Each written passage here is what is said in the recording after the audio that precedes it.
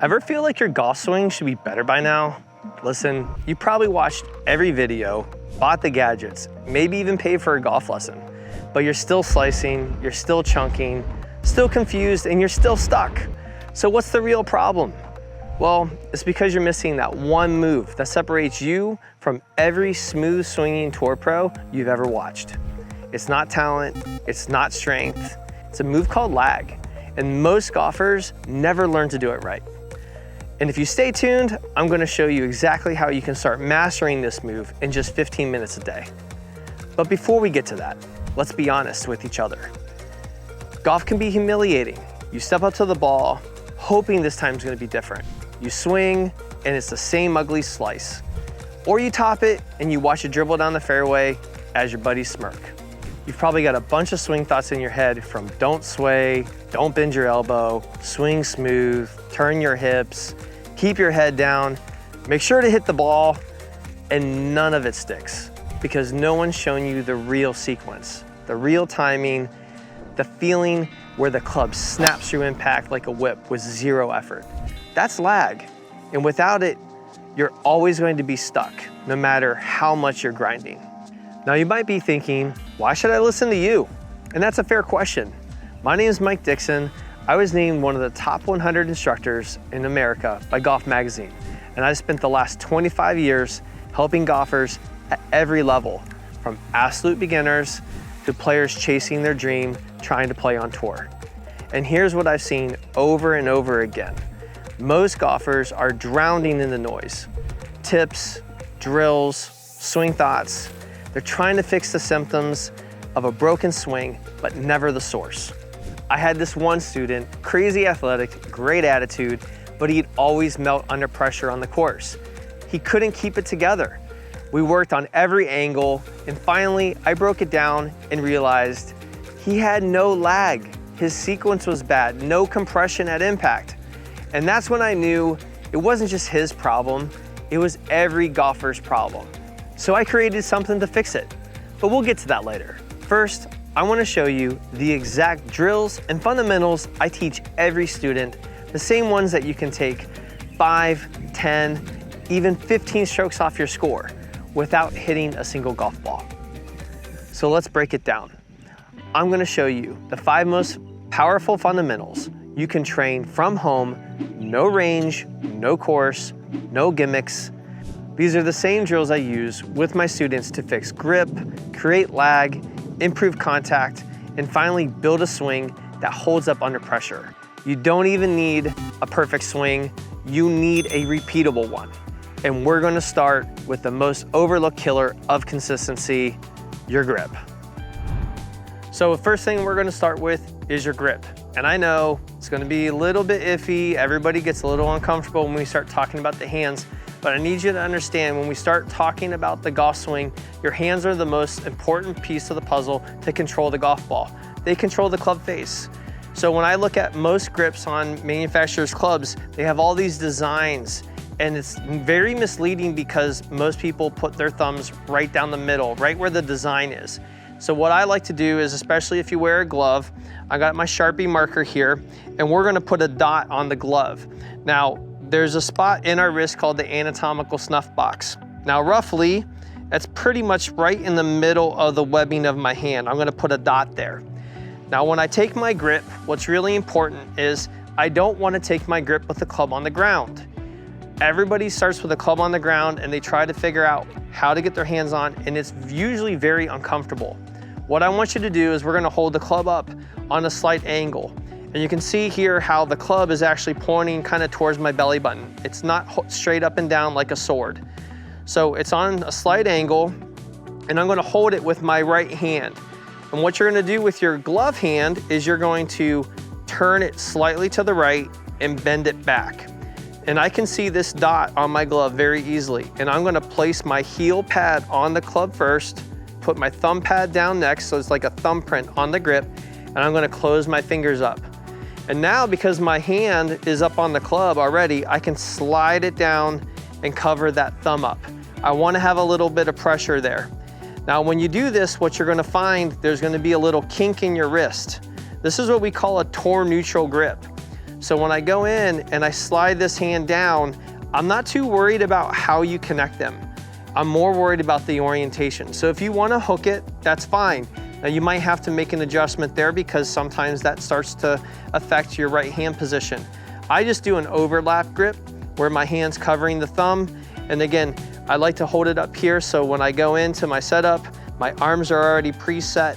That helps my distance from the golf ball and gets me really ready to make a great swing. All right, so now that you understand the grip and that's all locked in, let's fix the one move that breaks down 90% of amateur swings. See, most golfers think they're rotating, but they're actually swaying. Here's a simple rule I give all of my students. Your voice box should never get in front of your belt buckle. Not at address, not at the top, not at impact, and not even at the finish. This one cue fixes reverse pivot, improves your balance, improves loading into your backswing, and helps deliver real power without that ugly sway. So after we get the grip down, we need to work on how much the body works. So when I look at most players, because their grip is incorrect, it really impacts their pivot, which is going to be our balance, our contact, and really where we start to generate our power. So Bob McDonald in 1927, one of my favorite books, he goes through in the very beginning and illustrates all these simple drills and exercises to do in the very beginning of his book. And the first several exercises deal with how much the body needs to rotate. So what we're gonna do is you can use 2 golf clubs. I'm gonna use a couple rods here. And what I'm gonna do is I'm gonna lay the first rod centered in my stance, pretty much about iron stance, so my feet are about shoulder width apart. And we're gonna take the other rod and I'm gonna hold it right underneath my belt buckle. And we're gonna keep it pretty secure because I don't want it moving off. But what's gonna happen is I'm going to lift my left heel slightly off the ground and I'm gonna rotate to my right. And what you can see is I'm not going sideways, my hip isn't swaying over to the right, and I'm not leaning towards the left when I turn. I'm trying to keep my nose centered over that stick that's on the ground, okay? And my hips are gonna turn roughly about 45 degrees. And the main reason why we want our hips to turn 45 is because our upper body usually needs some of that help to rotate as well. So this is how much our pivot's gonna happen in our backswing. Now you can see my knee might come in a little bit, that's okay.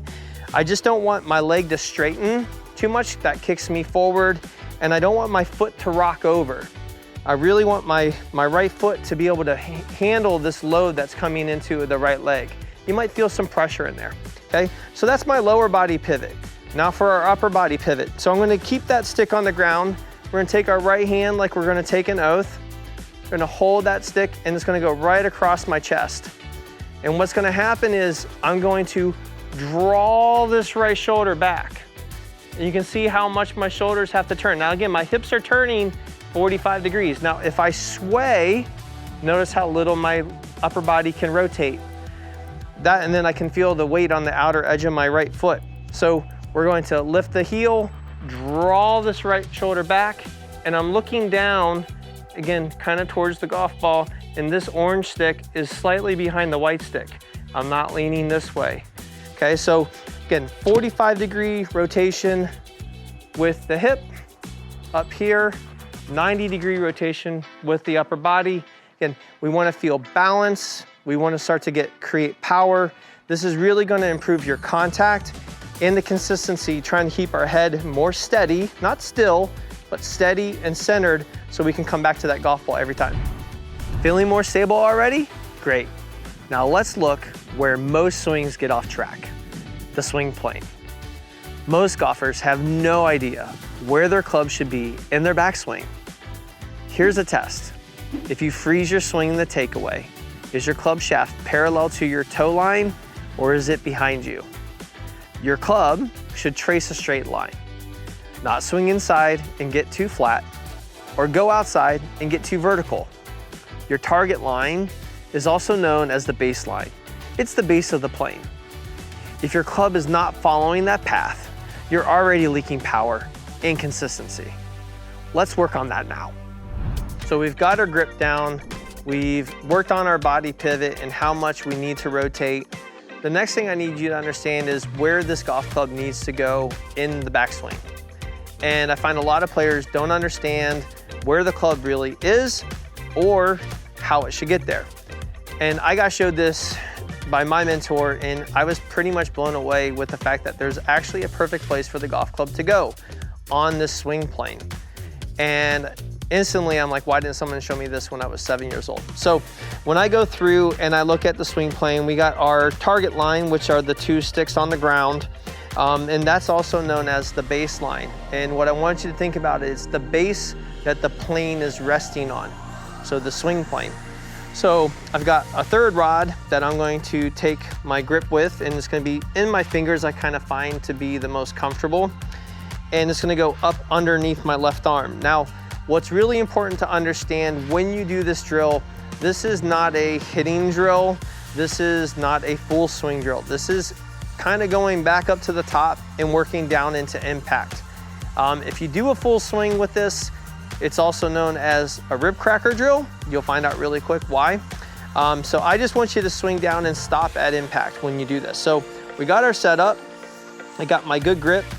And what we're gonna do in my backswing, what I find a lot of players do is they start to take the club back and they let it come in and around. And what you'll notice really quickly is my club and the rod are not parallel to the sticks on the ground.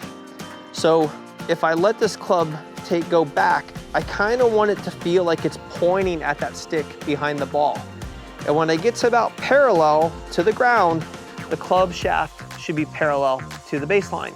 And when I'm looking down, it's really very parallel to my target line with my toe line. So when I go back, again, I'm not going in, I'm not going out, I'm letting the club go back, up, and in. And then when I go into my halfway position here, I'm checking my club face. That club face should not be toe up. It should be angled slightly down. It should be matching my spine angle. Now from here, we're gonna start to cock the wrist. Again, the club is now pointing to the stick on the ground. It's approximately probably about like a 30, 40 degree angle. And then when I go back all the way up to the top, it's gonna roughly be parallel to the sticks on the ground again. Now what I want you to do is from here, we're gonna shift forward and let that club, again, that rod's pointing down at that rod on the ground, gets to parallel to the ground again, onto the rod, and I swing down and I come down to impact. Now, the reason why this is really important is I want my left arm in the golf club to be in a straight line that preps my hands in front of the golf ball. My right elbow is not straight, it's slightly bent. And my right foot is a little bit off the ground, and my pelvis and hips are slightly turned open. So we're gonna do that really slow again. Go back halfway, up to the top, coming back down. And what I like to do is I like to add a little bit of a head twist where like I'm looking at that golf ball with my left eye. Every great player is looking slightly back. Every bad player is looking already down the fairway, and that's where we kind of feel like we look up. So again, working on our swing plane, getting that club to be more consistent on the arc, it's really going to impact your speed and your ball contact. Once your plane is solid, we need to nail the most confusing move in the golf swing. That's the start of the downswing, which creates a consistent and powerful impact position. You can have the prettiest backswing on Instagram, but if your downswing move is off, your shot's toast. Here's the key. If you feel like your downswing is too fast, your arms are probably out racing your feet. Pressure always precedes motion. It's like marching. Your feet move first, and then your arms follow. If your sequence is incorrect, you're going to be scooping, and that kills your compression, distance, and control. The next drill helps train ball first contact with power and control, not effort. We're gonna get to the hardest move in the golf swing, and this is where I find so many players just absolutely fall apart. And it's the start of the downswing. And there's so many different things you hear on YouTube, from pulling and ringing a bell or pulling a rope and talking about weight shift. And the one thing that I want you to understand is everybody feels this differently. So there is not one way to necessarily feel this, but what we have to understand is that there has to be a pressure shift before my arms move. And when we start talking about like running or walking, our feet move first and then our hands and our arms start to swing second. So I want you to always think about that. When you think about your swing being too fast, it's not the fact that your arms are too fast, it's the fact that your feet are too slow. So we need to speed up our feet. We need to shift faster, not swing slower. If I swing slower, I'm just still delaying the inedible. So I'm gonna go into my setup here. Again, I like to take my grip up here like we talked about, and making sure that my hands are on the club the right way. And I'm gonna bend into my posture. And what's gonna happen is when I'm gonna go up to the top of my backswing, once I get up to the top of my backswing, we got our shoulder rotation, my hips have turned, I'm very stable. I'm always very conscious of like what's going on in my feet. I don't want my foot rocking out. Once I get up to the top, that first move has to be a pressure shift. So it can be a push into my left, it can be a push off of my right. Very rarely is it a rotation.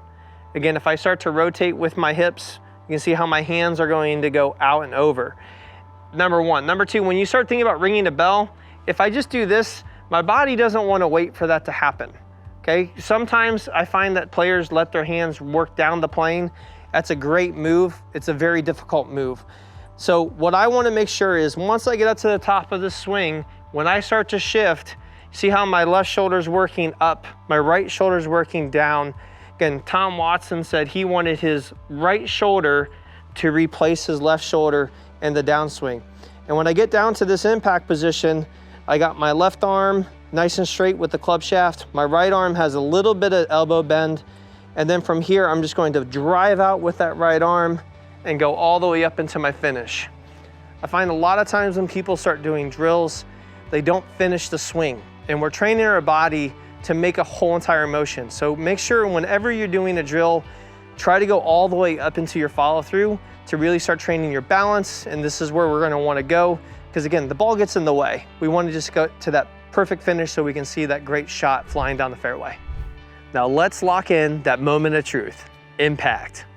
This drill will teach your body the exact position you need to be in to be a great ball striker, all from the comfort of your living room. We call this position impact fix. You're not swinging here. You're training the proper body position for impact.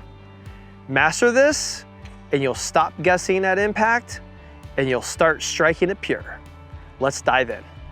So the moment of truth, impact, all of this work that we've done, the grip, the pivot, the start down, all of our balance, all adds up to making contact. And this is one of my favorite drills. This is called impact fix.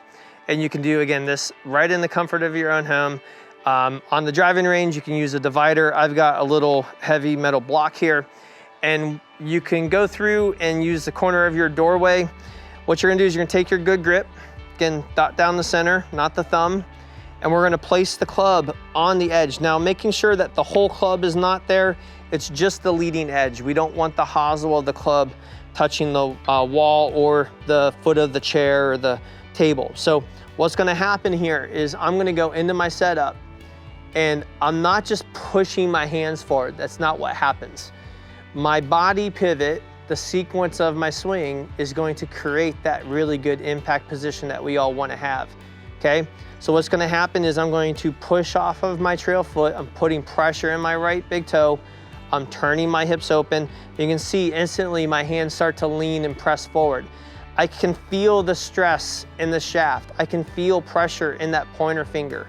And I like to get my head just tilted just a little bit back, especially if you know that you struggle with kind of looking up through impact. Just kind of tilt your head back just a little bit. And if you watch some really good slow motion videos of some of the great ball strikers, you're gonna see that their head looks like it's tilted back slightly. So we're gonna run through this again. We're gonna go back, we're gonna push off this foot, turn the hip open. My left leg is straightening, my right leg is curving in, my right elbow is slightly bent, and my left arm is nice and straight into the golf shaft. Again, I feel a lot of stress in my right pointer finger right now, and you can see the shaft has got a little bit of stress in it too. This is where we want to be. Again, little head tilt back. So working on that, everything that we've done through the whole entire series here is all about getting to that point. If my grip is wrong, I can't do that. The club face is gonna be open. If my pivot's bad, I'm not gonna come back to impact consistently. So we have to understand we wanna build a framework and this foundation so that we can increase our consistency, increase the chance of really good contact, control, distance, and really start to build a golf swing that can handle going from the range to the course and be able to manage it under pressure. Now, if you actually do these drills, your swing will change. You'll feel more connected, more in control, and you'll start striking the ball cleaner than ever. But here's the truth. Most golfers won't stick with it. Not because they're lazy, but because they don't get feedback. You need to feel when you're doing it right and when you're doing it wrong. That's why I built something that makes these drills 10 times easier. Something that locks in the proper sequence, maximum lag, and consistent impact automatically. It's called the LagMaster. It's helped thousands of golfers finally build a swing that holds up under pressure. Let me show you how it works. It's a full swing training aid built to lock in the magic move. The same one every tour pro makes, and most amateurs never figure out. That move is called lag. Lag is the angle between your lead arm and the club shaft during the downswing. It's what creates effortless power, tour level compression, and pinpoint control. The problem?